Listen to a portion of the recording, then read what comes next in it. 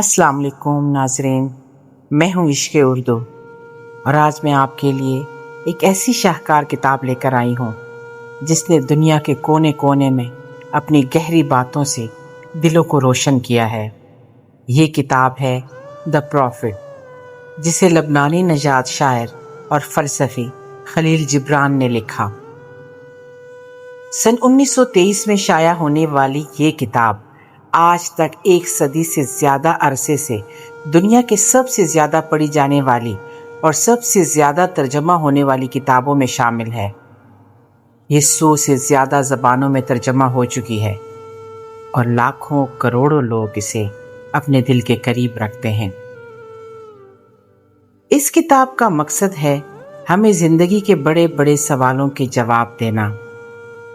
मोहब्बत, शादी, बच्चे, खुशी और गम, दुआ, वक्त और मौत, इन सब को एक नए ज़ाविये से देखना। इस किताब में एक किरदार है जिसे मुसन्निफ ने मुस्तफ़ा कहा है। वो एक नबी जैसी शख्सियत है, एक हकीम है जो 20 साल एक शहर में गुजारने के बाद जब रवाना होने लगता है तो लोग उससे सवाल करते हैं और वो इन सवालों के जवाब देता है, जवाब जो हिकमत और शायरी दोनों का इम्तिजाज है। आज मैं आपको यही सफ़र सुनाऊंगी। आइए शुरू करते हैं द प्रॉफिट का ये रूहानी सफ़र। कभी कभी एक किताब हमारी रूह पर ऐसे दस्तक देती है जैसे सदियों पुरानी दुआ का जवाब हो। एक ऐसी आवाज़ जो ज़मान और मकान की कैद से आज़ाद होकर हमसे कहती है, ज़िंदगी के सवालात अकेले तुम्हारे नहीं, ये सवाल हर दिल ने कभी न कभी पूछे हैं। यही है खलील जिब्रान की आवाज़, वो आवाज़ जो अपनी किताब द प्रॉफिट में हमें ज़िंदगी, मोहब्बत, रिश्तों और मौत तक के राज सुनाती है। खलील जिब्रान लबनान के पहाड़ों में पैदा हुआ, मगर उसका पैगाम दुनिया के हर कोने तक पहुंचा। सन 1923 में शाया होने वाली इस किताब द प्रॉफिट को आज एक सदी गुजरने के बावजूद लाखों लोग पढ़ते हैं। ये किताब एक किरदार मुस्तफ़ा की ज़बान से सुनाई जाती है। मुस्तफ़ा एक नबी की तरह है जो 20 साल एक शहर में गुजारने के बाद वहाँ से जाने लगा है। रवानगी के वक्त लोग उससे सवाल करते हैं, मोहब्बत क्या है, शादी का मकसद क्या है, बच्चे, खुशी, गम, आज़ादी, मौत, इन सब पर हमें क्या समझना चाहिए। मुस्तफ़ा एक एक सवाल का जवाब देता है, मगर ये जवाबात आम नहीं बल्कि हिकमत और शायरी के संगम पर है। यही वजह है कि ये किताब सिर्फ पढ़ी नहीं जाती, महसूस की जाती है। जब लोगों ने मुस्तफ़ा से पूछा, मोहब्बत के बारे में हमें कुछ बताइए, तो वो मुस्कुराया और आसमान की तरफ निगाह उठाकर गोया हुआ, मोहब्बत तुम्हें बुलाती है और तुम्हें जाना ही होगा, चाहे उसके रास्ते कठिन हो, चाहे उसकी राहें खारदार हों। जब वो तुम्हें अपने बाजुओं में समेटती है तो चाहे उसकी चुभती तलवार तुम्हें जख्मी करे, फिर भी तुम्हें उसके साथ चलना होगा, क्योंकि मोहब्बत न सिर्फ तुम्हें बुलंद करती है बल्कि तोड़ती भी है। वो तुम्हारी कमज़ोरी को अयां करती है ताकि तुम्हारे अंदर की ताकत जाहिर हो सके। वो तुम्हारे ख्वाबों को चकनाचूर करती है ताकि तुम्हें नई हकीकत दे सके। मोहब्बत कोई नरमी भरा बिस्तर नहीं है, बल्कि ये एक हल है जो तुम्हारी ज़मीन को जोतता है ताकि नई खेतियां उग सकें। یہ تمہیں چاٹتی ہے جیسے اناج کو الگ کیا جاتا ہے. یہ تمہیں پیستی ہے جیسے دانے کو آٹے میں بدلا جاتا ہے. یہ تمہیں بھگو کر نرم کرتی ہے، آگ میں پکاتی ہے تاکہ تم پوری طرح تیار ہو جاؤ. اگر تم ڈرتے ہو محبت کی سختیوں سے تو بہتر ہے کہ تم ہنسنے کے سپنے بھی نہ دیکھو، کیونکہ محبت کی خوشیاں اس کی آزمائشوں کے بعد آتی ہیں. محبت کہتی ہے، میں تمہارے دلوں میں جڑ پکڑوں گی. میں تمہیں سکھاؤں گی کہ تم خود کو دوسروں میں دیکھو. میں تمہیں یہ راز بتاؤں گی کہ تمہارا اور دوسروں کا دکھ ایک ہے، تمہاری اور دوسروں کی خوشی ایک ہے. محبت قربانی ہے، مگر یہی قربانی خوشی کا سرچشمہ ہے. یہ جلا ڈالتی ہے، مگر اسی آگ میں تمہاری حقیقت کندن بن جاتی ہے. اور اگر تم محبت میں صرف خوشی ڈھونڈتے ہو اور دکھ کے وقت پیچھے ہٹ جاتے ہو تو پھر تم نے محبت کا اصل چہرہ کبھی نہیں دیکھا. محبت تمہیں اپنے پاس بلاتی ہے تاکہ تم اس کے سامنے عریاں کھڑے ہو جاؤ. نہ کوئی پردہ، نہ کوئی نقاب. یہ تمہیں خالص انسان بنا دیتی ہے. محبت صرف ایک احساس نہیں بلکہ ایک سفر ہے، سفر جس میں دل کا امتحان ہوتا ہے، روح کو تپایا جاتا ہے، مگر آخرکار انسان کو اس کی اصل پہچان دی جاتی ہے. محبت میں خوشی بھی ہے، دکھ بھی ہے، مگر یہی دکھ انسان کو بڑا کرتا ہے. میری نظر میں خلیل جبران کا یہ پہلا باب ہمیں یہ سکھاتا ہے کہ محبت کو صرف خواب یا رومانی احساس سمجھنا کمزوری ہے. اصل محبت وہ ہے جو ہمیں توڑتی ہے مگر دوبارہ بناتی بھی ہے. یہ ہمیں نرمی بھی دیتی ہے اور زخم بھی، مگر ان زخموں کے بغیر انسان کبھی مکمل نہیں ہوتا.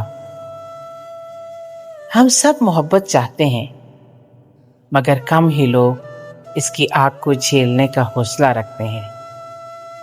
جبران ہمیں یہی حوصلہ دیتا ہے کہ اگر تم محبت کی تلاش میں ہو تو اس کے ہر امتحان کے لیے بھی تیار رہو. دوسرا باب ہے شادی پر. جب لوگوں نے مصطفیٰ سے پوچھا، ہمیں شادی کے بارے میں کچھ بتائیے، تو اس نے کہا، تمہاری روحیں ایک دوسرے کے قریب آئیں گی، مگر ہر وقت ایک دوسرے کے سائے میں کھڑے نہ رہنا، کیونکہ درخت بھی الگ الگ کھڑے ہوں تو روشنی سب کو ملتی ہے. ایک دوسرے سے محبت کرو، مگر محبت کو زنجیر مت بنا دینا. اسے ایک سمندر کی مانند رہنے دو جس کی لہروں کے بیچ تمہارے دلوں کے جزیرے تیرتے ہیں. ایک دوسرے کے پیالے بھرو، مگر ایک ہی پیالے سے نہ پیو.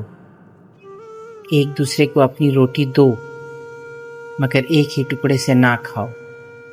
ساتھ رہو، مگر بہت زیادہ قریب نہ ہو جاؤ، کیونکہ کمان اور تیر کے بیچ فاصلہ ہوتا ہے. پھر ہی تیر اپنی منزل پر اسی فاصلے کی وجہ سے پہنچتا ہے. گھر کی دیواریں قریب قریب ہوں مگر ان کے بیچ ہوا کی گردش ضروری ہے. ویسے ہی رشتے میں قربت ہو مگر گھٹن نہ ہو. گلوکار جب گاتا ہے تو ہر ساز اپنی اپنی آواز میں بولتا ہے اور ان سب سے ایک ہی نغمہ جنم لیتا ہے. شادی بھی یہی ہے، دو وجود، دو آوازیں، مگر ایک دل کی ہم آہنگی. ایک دوسرے کے وجود کو گلے لگاؤ مگر اپنی آزادی بھی برقرار رکھو، کیونکہ محبت میں ملکیت نہیں، محبت میں آزادی ہے۔ شادی کا مقصد صرف جسمانی یا سماجی رشتہ نہیں، بلکہ دو روحوں کی ہم آہنگی ہے۔ لیکن یہ ہم آہنگی تبھی قائم رہتی ہے جب دونوں اپنی الگ شناخت اور آزادی برقرار رکھیں۔ محبت میں قربت ہو، مگر ایسا فاصلہ بھی ہو جو ایک دوسرے کو بڑھنے کا موقع دے۔ خلیل جبران ہمیں بتاتا ہے کہ شادی ایک قید نہیں بلکہ ایک سفر ہے۔ اکثر لوگ سمجھتے ہیں کہ شادی کے بعد سب کچھ ایک ہو جانا چاہیے، مگر جبران کہتا ہے کہ اصل خوبصورتی تب ہے جب دو لوگ ایک دوسرے کے قریب رہ کر بھی اپنی اپنی انفرادیت قائم رکھیں۔ میری نظر میں یہ آج کے دور کا سب سے بڑا سبق ہے، جہاں رشتے یا تو ضرورت پر قائم ہوتے ہیں یا پھر ایک دوسرے کو قابو کرنے کی کوشش پر ٹوٹ جاتے ہیں۔ اگر ہم شادی کو ایک آزادانہ محبت کا معاہدہ سمجھے تو شاید ہمارے رشتے زیادہ مضبوط اور پائیدار ہوں۔ اگلا باب بچوں کے متعلق ہے۔ جب ایک عورت نے مصطفیٰ سے کہا، ہمیں بچوں کے بارے میں کچھ بتائیے، تو وہ مسکرایا اور آہستہ بولا، تمہارے بچے دراصل تمہارے نہیں ہیں، وہ تمہارے ذریعے دنیا میں آتے ہیں، مگر وہ تمہاری ملکیت نہیں۔ تم انہیں اپنی محبت دے سکتے ہو، مگر اپنی سوچ نہیں دے سکتے، کیونکہ ان کی اپنی سوچ ہے، اپنی راہیں ہیں۔ تم ان کے جسم کو اپنے قریب رکھ سکتے ہو، مگر ان کی روح کو نہیں، کیونکہ ان کی روح کل میں رہتی ہے، اور کل وہ جگہ ہے جہاں تم جا نہیں سکتے۔ چاہے تم کتنا ہی خواب دیکھو، تم کوشش کر سکتے ہو کہ تم ان جیسے بن جاؤ، مگر انہیں اپنے جیسا مت بناؤ، کیونکہ زندگی پیچھے نہیں چلتی، زندگی آگے بڑھتی ہے۔ تم تیر ہو اور تمہارے بچے تیر کا نشانہ۔ خدا کمان ہے جو تمہیں کھینچتا ہے اور تمہارے بچوں کو مستقبل کی طرف چھوڑ دیتا ہے۔ تمہارا فرض ہے کہ خوشی سے جھکو جب وہ تمہیں کھینچتا ہے، کیونکہ وہ محبت کرتا ہے، نہ صرف تیر سے بلکہ کمان سے بھی۔ بچے زمین پر آنے والی نئی صبح ہیں، وہ دعائیں ہیں جو ابھی پوری نہیں ہوئی۔ ان کے خواب تمہارے خوابوں سے آگے ہیں۔ تمہارا کام ہے کہ انہیں جڑیں دو، لیکن ساتھ ساتھ پر بھی دو۔ انہیں محبت دینا، مگر اپنی انا مت دینا۔ انہیں راستہ دکھانا، مگر ان کا راستہ مت چھیننا۔ انہیں سہارا دینا، مگر ان کے پروں کو مت کاٹنا، کیونکہ وہ کل کے مسافر ہیں اور کل ان کا ہے، تمہارا نہیں۔ بچے ہمارے خوابوں کی تکمیل نہیں، بلکہ اپنے خوابوں کی تلاش کے مسافر ہیں۔ ہم صرف وسیلہ ہیں۔ وہ ہمارے ذریعے دنیا میں آتے ہیں، مگر ان کا سفر ہمارا سفر نہیں۔ ہمارا کام یہ ہے کہ انہیں محبت دیں، راستہ دکھائیں اور پھر آزاد چھوڑ دیں، تاکہ وہ اپنی منزل تک پہنچ سکیں۔ میری نظر میں خلیل جبران کا یہ باب والدین اور بچوں کے رشتوں کا سب سے خوبصورت نقشہ کھینچتا ہے۔ اکثر والدین چاہتے ہیں کہ ان کے بچے وہی بنیں جو وہ خود بننا چاہتے تھے، مگر جبران ہمیں بتاتا ہے کہ یہ سب سے بڑی ناانصافی ہے۔ بچوں کا کام یہ نہیں کہ وہ ہمارے ادھورے خواب پورے کریں، بلکہ یہ ہے کہ وہ اپنے خواب دیکھیں اور اپنی راہیں تراشیں۔ یہ پیغام آج کے وقت میں اور بھی ضروری ہے، جہاں مقابلے اور دباؤ نے بچوں سے ان کی معصومیت اور تخلیقی قوت چھین لی ہے۔ اگر ہم انہیں آزادی اور اعتماد دیں تو شاید وہ کچھ حاصل کر سکیں جو ہم نے صرف خواب میں دیکھا۔ یہ والا باب خوشی اور غم کے بارے میں ہے۔ جب ایک شخص نے مصطفیٰ سے کہا، ہمارے لیے خوشی اور غم کے بارے میں کچھ فرمائیے، مصطفیٰ نے نگاہیں جھکائیں، لمحہ بر خاموش رہا، پھر نرم مگر گہری آواز میں کہا، تمہاری خوشی اور تمہارا غم الگ الگ نہیں ہیں، وہ ایک ہی سکے کے دو رخ ہیں۔ جب تم ہنستے ہو تمہاری روح دراصل اسی جگہ سے مسکرا رہی ہوتی ہے جہاں کل اس نے آنسو بہائے تھے۔ جتنا گہرا تمہارا غم ہوتا ہے اتنی ہی وسعت تمہاری خوشی کے لیے تیار ہوتی ہے۔ وہ برتن جو تمہارے دکھوں سے بھرا ہوا ہے کل خوشیوں سے لبریز ہوگا۔ کیا تم نے کبھی غور کیا ہے، جب تم غمگین ہوتے ہو تو دل کا کونا کونا خالی ہو جاتا ہے؟ وہ خالی پن کل خوشی کو جگہ دینے کے لیے ہے۔ تمہارے آنسو اور تمہاری ہنسی دو الگ الگ دریاؤں کی طرح لگتے ہیں، مگر اصل میں وہ ایک ہی سمندر کی طرف بہتے ہیں۔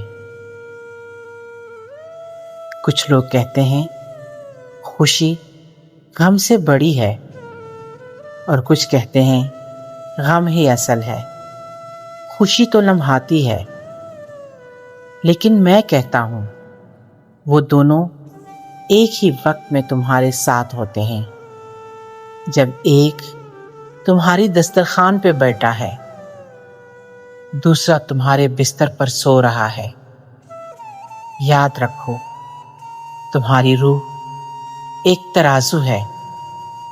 جب خوشی ایک پلڑے کو اٹھاتی ہے تو غم دوسرے پلڑے کو نیچے لے جاتا ہے، اور یہ توازن ہی زندگی ہے۔ غم سے مت بھاگو، کیونکہ غم کے بغیر خوشی کی گہرائی کبھی سمجھ میں نہیں آ سکتی۔ وہ شخص جو کبھی رویا ہی نہیں، وہ ہنسی کی اصل چمک کبھی محسوس ہی نہیں کر سکتا۔ اسی لیے خوشی اور غم کو اپنے مہمان سمجھو، انہیں اپنے گھر آنے دو، کیونکہ یہ دونوں تمہیں خالی کر کے تمہیں زیادہ وسیع بناتے ہیں، اور دل جتنا وسیع ہوتا ہے اتنا ہی زیادہ محبت اور روشنی سمیٹ سکتا ہے۔ خوشی اور غم دشمن نہیں بلکہ ساتھی ہیں۔ غم تمہیں توڑتا ہے تاکہ خوشی تمہیں بھر سکے، اور یہ دونوں مل کر تمہیں وہ انسان بناتے ہیں جس کے دل میں زیادہ گہرائی، زیادہ وسعت اور زیادہ روشنی ہوتی ہے۔ میری نظر میں یہ باب ہمیں سب سے بڑا راز بتاتا ہے کہ زندگی کی تلخی دراصل زندگی کی مٹھاس کو محسوس کرنے کی شرط ہے۔ ہم اکثر چاہتے ہیں کہ صرف خوشی ملے اور غم نہ آئے، مگر حقیقت یہ ہے کہ خوشی اپنی روشنی تبھی دکھاتی ہے جب اندھیروں سے گزر چکے ہوں۔ یہ بات میرے دل کو بہت چھوتی ہے کہ جبران کہتا ہے، غم تمہیں خالی کرتا ہے تاکہ خوشی تمہیں بھر سکے۔ یہ ایسا ہی ہے جیسے برتن کو پہلے دھویا جاتا ہے تاکہ اس میں نیا پانی ڈالا جا سکے، اسی طرح غم ہمیں صاف کرتا ہے، تیار کرتا ہے، اور پھر خوشی کی روشنی ہمیں نئے سرے سے زندہ کر دیتی ہے۔ یہ باب آزادی کے بارے میں ہے۔ جب ایک بزرگ نے مصطفیٰ سے کہا، ہمیں آزادی کے بارے میں کچھ بتائیے،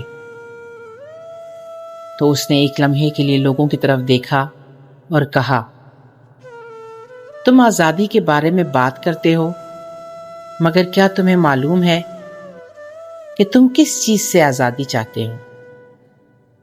اکثر تمہاری خواہش یہ ہوتی ہے کہ وہ سب زنجیریں ٹوٹ جائیں جو تمہارے اوپر کسی اور نے ڈالی ہیں، مگر کیا تم ان زنجیروں کو پہچانتے ہو جو تم نے خود اپنے ہاتھوں سے بنائی ہیں؟ تم کہتے ہو ہم آزادی چاہتے ہیں، مگر حقیقت یہ ہے کہ تم اپنی عادات، اپنی خواہشوں اور اپنے خوف کے غلام ہو۔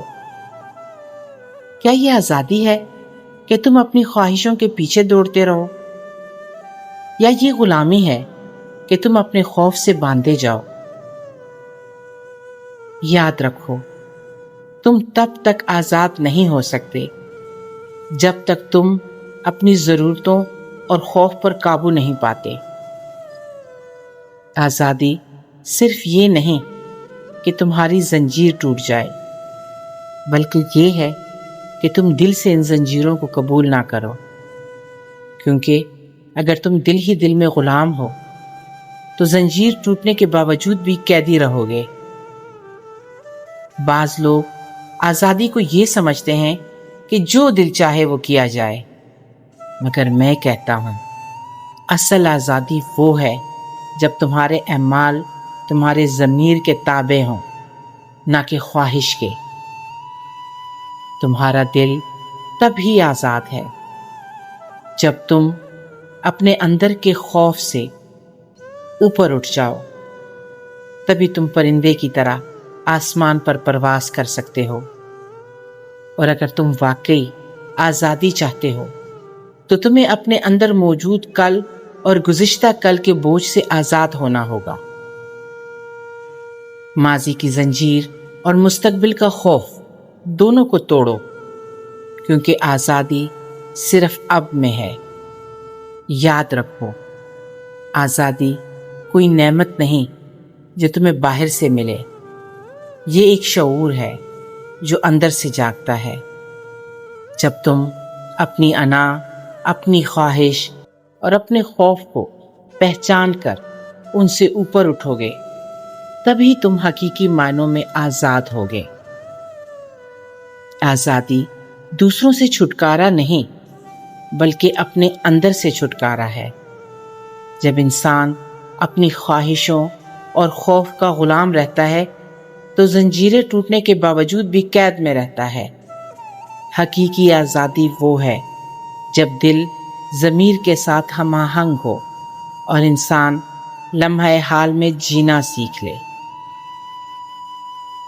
میری نظر میں یہ باب ہمیں بہت بڑی حقیقت دکھاتا ہے۔ ہم اکثر آزادی کو باہر ڈھونڈتے ہیں، سیاست میں، حالات میں، رشتوں میں، مگر جبران ہمیں آئینہ دکھاتا ہے کہ اصل قید تو تمہارے اندر ہے۔ ہم اپنی خواہشوں کے، اپنے خوف کے، اپنی انا کے غلام ہیں۔ اگر ہم اندر سے آزاد نہ ہوں تو باہر کی کوئی آزادی ہمیں سکون نہیں دے سکتی، لیکن اگر دل آزاد ہو جائے تو قید خانہ بھی جنت لگنے لگتا ہے۔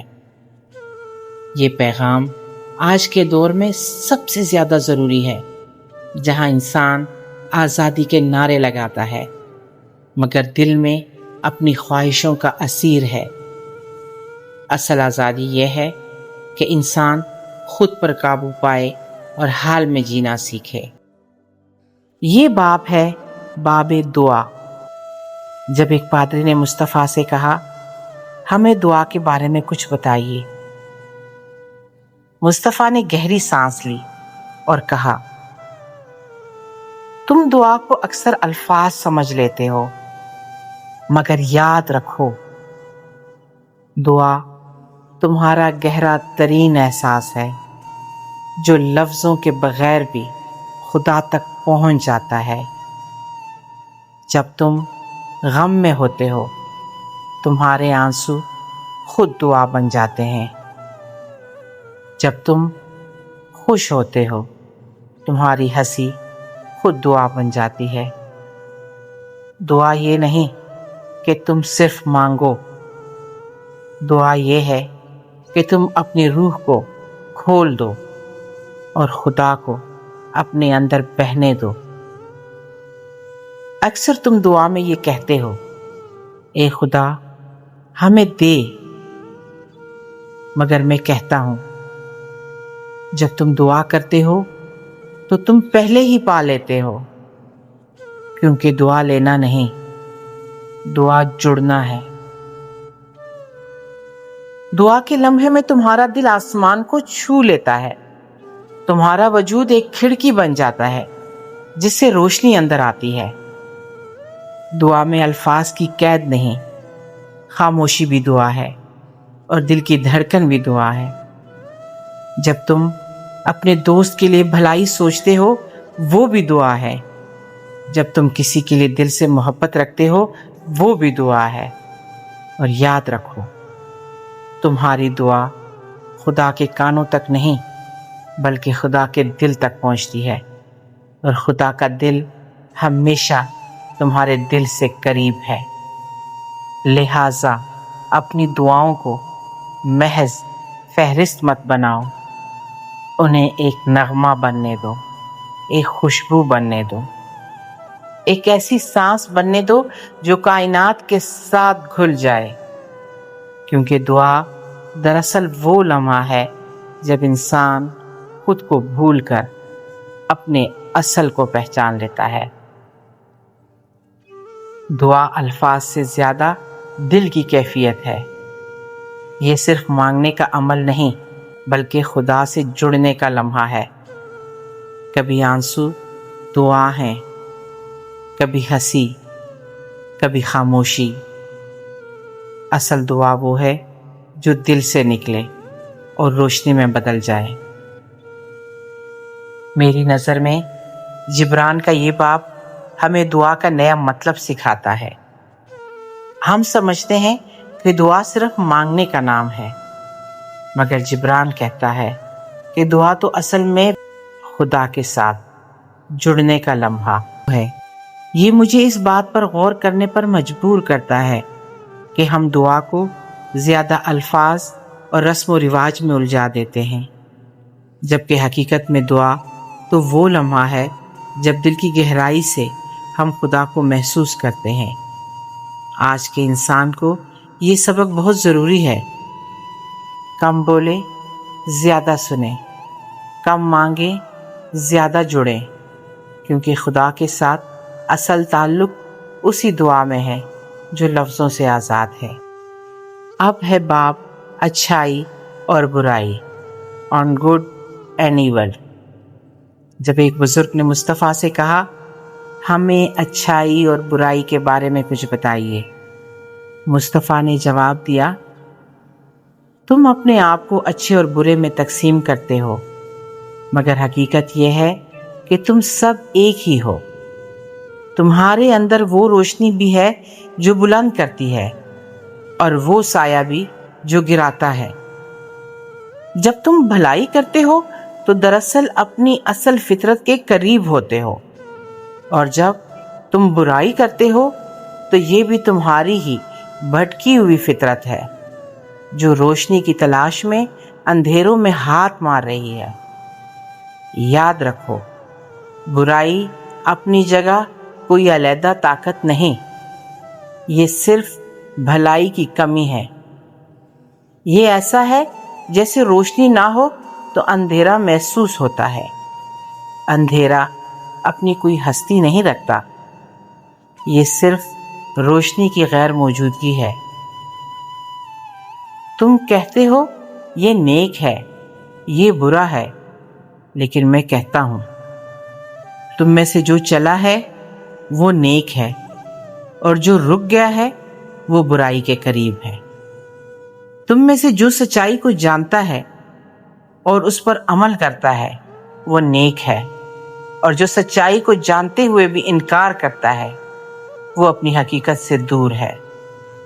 لیکن یاد رکھو، تم میں سے سب ایک ہی کائناتی روح کا حصہ ہو، تم سب ایک ہی درخت کی شاخیں ہو۔ اگر ایک شاخ بیمار ہو جائے تو درخت اسے برا نہیں کہتا بلکہ شفا چاہتا ہے۔ اسی طرح جب کوئی انسان برائی میں ڈوب جائے تو وہ بھی سزا سے زیادہ محبت اور روشنی کا محتاج ہے۔ اور مت بھولو، تم خود میں بھلائی کو جتنا پہچانو گے اتنا ہی دوسروں کی برائی پر بھی روشنی ڈال سکو گے، کیونکہ اصل میں بھلائی اور برائی تمہارے اندر ایک ہی بیج کی دو صورتیں ہیں، اور تمہارا کام یہ ہے کہ روشنی کو بڑھاؤ تاکہ سایہ خود بخود ختم ہو جائے۔ اچھائی اور برائی دو الگ دشمن نہیں ہیں۔ برائی اپنی ہستی میں کچھ نہیں، یہ صرف اچھائی کی غیر موجودگی ہے۔ انسان کو چاہیے کہ دوسروں کی برائی کو دشمن نہ سمجھے بلکہ اسے روشنی کی کمی جانے اور محبت کے ذریعے بھرنے کی کوشش کرے۔ میری نظر میں جبران کا یہ باب انسان کی سب سے بڑی حقیقت بیان کرتا ہے۔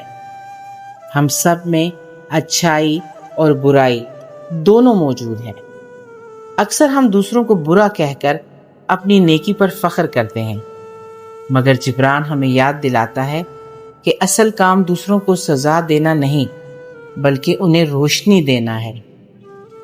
یعنی ہمیں اندھیروں پر لعنت نہیں کرنی بلکہ چراغ جلانے ہیں۔ آج کے معاشرے میں اگر ہم یہ بات سمجھ جائیں کہ برائی دراصل بھلائی کی بھوک ہے تو شاید ہم دوسروں کو ٹھکرانے کی بجائے انہیں سہارا دیں، اور یوں معاشرہ واقعی روشنی کی طرف بڑھ سکے۔ باب وقت۔ جب ایک فلسفی نے مصطفیٰ سے کہا، وقت کے بارے میں کچھ بتائیے، مصطفیٰ نے آسمان کی طرف دیکھا اور بولا، تم وقت کو ناپنے کے لیے گھڑیاں بناتے ہو اور دنوں اور راتوں کو گنتے ہو، مگر یاد رکھو وقت دراصل گھڑی کی سوئیوں میں قید نہیں ہے۔ وقت تو ایک دریا ہے، ہم سب اس کے بہاؤ میں تیرنے والے مسافر ہیں۔ تم کہتے ہو کل، آج، کل، لیکن وقت کہتا ہے میں صرف اب ہوں۔ ماضی محض ایک یاد ہے، مستقبل ایک خواب ہے، اصل حقیقت صرف حال ہے، یہ لمحہ، یہ سانس۔ تم وقت کو کاٹ کر ٹکڑوں میں بانٹتے ہو، صبح، دوپہر، شام، رات، مگر وقت تو ایک مسلسل گیت ہے جس میں کوئی وقفہ نہیں۔ کیا تم نے سورج کو کبھی رکتے دیکھا ہے یا ستاروں کو ٹھہرتے؟ سب ایک لامحدود دائرے میں چلتے رہتے ہیں۔ وقت بھی ویسا ہی ہے، بے انت، لامحدود اور ایک۔ تم کہتے ہو ہم وقت ضائع کر رہے ہیں، لیکن حقیقت یہ ہے کہ وقت کبھی ضائع نہیں ہوتا بلکہ انسان خود اپنے آپ کو ضائع کرتا ہے۔ وقت صبر کرنے والوں کے لیے نرم ہے مگر جلد بازوں کے لیے بے رحم۔ یہ سب کے ساتھ برابر چلتا ہے لیکن ہر ایک کے لیے اس کا احساس مختلف ہوتا ہے۔ وقت تمہیں نہیں مانپتا، تم خود اپنے اعمال سے وقت کو قیمتی یا بیکار بناتے ہو۔ یاد رکھو، وقت زندگی کا پیمانہ نہیں، زندگی خود وقت کی حقیقت ہے، اور جو حال میں جی لیتا ہے وہی وقت کو جیت لیتا ہے۔ وقت گھڑی یا کیلنڈر میں قید نہیں ہے، یہ ایک بہاؤ ہے جو ماضی، حال اور مستقبل کو ایک ساتھ جوڑتا ہے۔ اصل حقیقت یہی لمحہ ہے جو ہمارے ہاتھ میں ہے۔ وقت کو جیتنے کا طریقہ یہی ہے کہ انسان حال کو پوری شدت کے ساتھ جی لے۔ میرے نزدیک جبران کا یہ باب ہمیں سب سے بڑی حکمت دیتا ہے۔ ہم اکثر ماضی کے غم اور مستقبل کے خوف میں جکڑے رہتے ہیں، اور یوں حال کو کھو دیتے ہیں۔ لیکن حقیقت یہی ہے کہ زندگی صرف اب ہے۔ یہ باب مجھے یہ سوچنے پر مجبور کرتا ہے کہ اگر ہم ہر لمحے کو قیمتی جانیں تو زندگی خود ایک عبادت بن جاتی ہے۔ وقت سے لڑنے کی ضرورت نہیں، بلکہ وقت کو قبول کرنے کی ضرورت ہے، کیونکہ وقت دراصل وہ آئینہ ہے جس میں ہم اپنی زندگی کو دیکھتے ہیں۔ اور اب ہے 8واں باب، جو کہ موت کے بارے میں ہے۔ جب ایک شخص نے مصطفیٰ سے کہا، ہمیں موت کے بارے میں کچھ بتائیے، مصطفیٰ نے خاموشی اختیار کی، پھر آسمان کی طرف دیکھا اور بولا، تم موت کو ایک انجام سمجھتے ہو، مگر حقیقت یہ ہے کہ موت تو زندگی کا تسلسل ہے۔ موت وہ دروازہ ہے جس سے تم زندگی کے دوسرے کمرے میں داخل ہوتے ہو۔ تم کہتے ہو موت اندھیرا ہے، لیکن میں کہتا ہوں اندھیرا وہ نہیں جو روشنی کو چھپا دے، اندھیرا تو وہ ہے جو نئی روشنی کے آنے کا اعلان کرے۔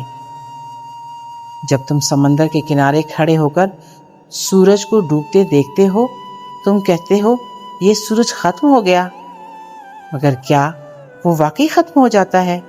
نہیں، وہ بس دوسری سمت طلوع ہو رہا ہوتا ہے۔ موت بھی ایسے ہی ہے، یہ ڈوبنا نہیں، یہ ایک نئے طلوع کی شروعات ہے۔ یاد رکھو، موت وہی ہے جو زندگی کے اندر چھپی ہوئی ہے، جس طرح بیج کے اندر درخت کی شاخیں سوئی ہوئی ہیں، اسی طرح زندگی کے اندر موت سوئی ہوئی ہے۔ تم جب کھل کر جیتے ہو تو موت تمہارے قریب آتی ہے، اور جب تم خوف کے ساتھ جیتے ہو تو موت تمہارے پیچھے چھپ جاتی ہے، مگر دونوں صورتوں میں وہ تمہارے ساتھ ہے۔ کچھ لوگ موت کو دشمن سمجھتے ہیں، مگر میں کہتا ہوں موت وہ دوست ہے جو تمہیں اصل وطن تک لے جاتا ہے۔ موت سے مت ڈرو، کیونکہ تمہاری روح ہمیشہ زندہ ہے۔ یہ جسم مٹی ہے اور مٹی کو مٹی میں لوٹنا ہی ہے، لیکن روح تو ایک پرندہ ہے جو جسم کے پنجرے سے آزاد ہو کر آسمان کی وسعتوں میں اڑ جاتا ہے۔ موت وہ رات ہے جو دن کو ختم کرتی ہے، لیکن اسی رات سے نئی صبح جنم لیتی ہے۔ تم جب مر جاتے ہو تو تمہاری کہانی ختم نہیں ہوتی، بلکہ تمہاری کہانی ابدیت میں لکھ دی جاتی ہے۔ لہٰذا موت کو خوش آمدید کہو، کیونکہ وہ تمہیں اس سفر پر لے جاتی ہے جہاں کوئی جدائی نہیں، کوئی غم نہیں، صرف روشنی ہے۔ موت کوئی انجام نہیں، بلکہ ایک نئی شروعات ہے۔ یہ روشنی سے اندھیرے کا سفر نہیں، بلکہ اندھیرے سے نئی روشنی کی طرف جانا ہے۔ موت ہمیں فنا نہیں کرتی، بلکہ ہمیں ابدی زندگی کی طرف لے جاتی ہے۔ میرے نزدیک جبران کا یہ باب دل کو سکون دینے والا ہے۔ ہم اکثر موت کو سب سے بڑی ہولناک حقیقت سمجھتے ہیں، مگر وہ ہمیں یاد دلاتا ہے کہ موت بھی زندگی کا حصہ ہے۔ یہ ایسا ہی ہے جیسے سورج غروب ہوتا ہے مگر دوسرے جہاں طلوع ہو جاتا ہے۔ یہ پیغام آج کے انسان کو تسلی دیتا ہے کہ موت کا خوف زندگی کو ادھورا کر دیتا ہے۔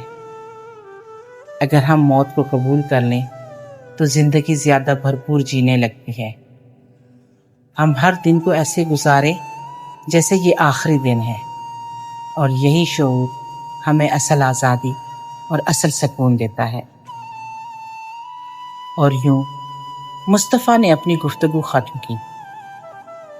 لوگ اس کے گرد جمع تھے، ان کی آنکھوں میں اشک بھی تھے اور روشنی بھی، کیونکہ انہوں نے زندگی، محبت، شادی، بچوں، خوشی، غم، دعا، وقت اور موت، سب کچھ एक नए जाविये से देख लिया था। मुस्तफ़ा रवाना होने लगा। जहाज तैयार था और हवा ने उसके पर्दे थाम लिए थे। लोग उसे रोकना चाहते थे, मगर वो मुस्कुराकर बोला, मैं तुम्हें छोड़कर जा रहा हूँ, मगर जो अल्फाज मैंने कहे वो तुम्हारे साथ रहेंगे। इनको याद रखना, क्योंकि ये मेरी आवाज़ नहीं बल्कि तुम्हारी अपनी रूह की गूंज है। और जब भी तुम तन्हा महसूस करो, इन अल्फाज को पढ़ना। ये तुम्हें याद दिलाएंगे कि तुम कभी तन्हा नहीं हो। फिर वो जहाज पर सवार हुआ और उसके पर्दे हवा में लहराने लगे। लोग साहिल पर खड़े थे और उसके अल्फाज उनके दिलों में चिराग बन चुके थे। द प्रॉफिट हमें ये सिखाता है कि मोहब्बत सिर्फ नरमी नहीं बल्कि आग और आजमाइश भी है। शादी कुर्बत का नाम है, मगर आज़ादी के साथ। बच्चे हमारे ख्वाब नहीं बल्कि अपने ख्वाबों के मुसाफिर हैं। खुशी और गम एक दूसरे के बगैर नामुकम्मल हैं।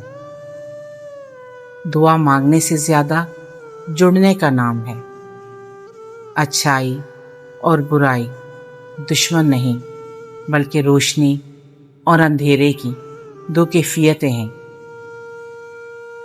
वक्त को जीतने का राज लम्हे हाल में है, और मौत इख्तिताम नहीं बल्कि नई शुरुआत है।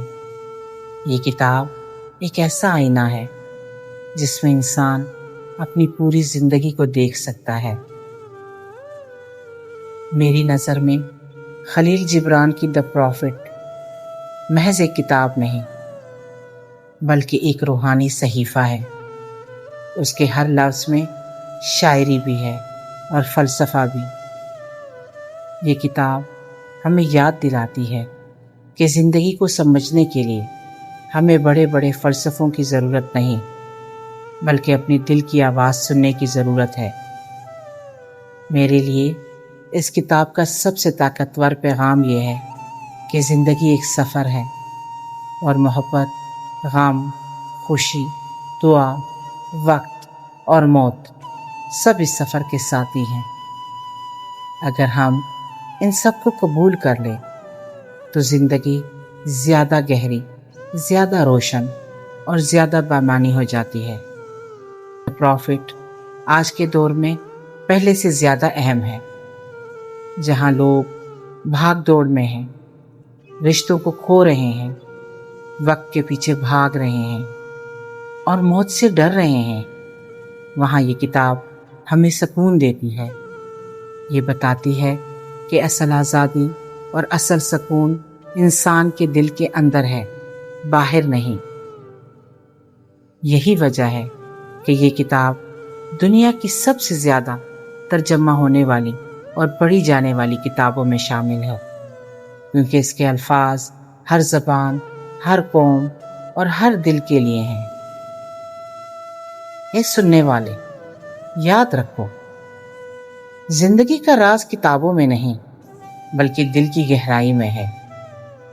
द प्रॉफिट हमें यही याद दिलाता है कि हम सब रोशनी के मुसाफिर हैं।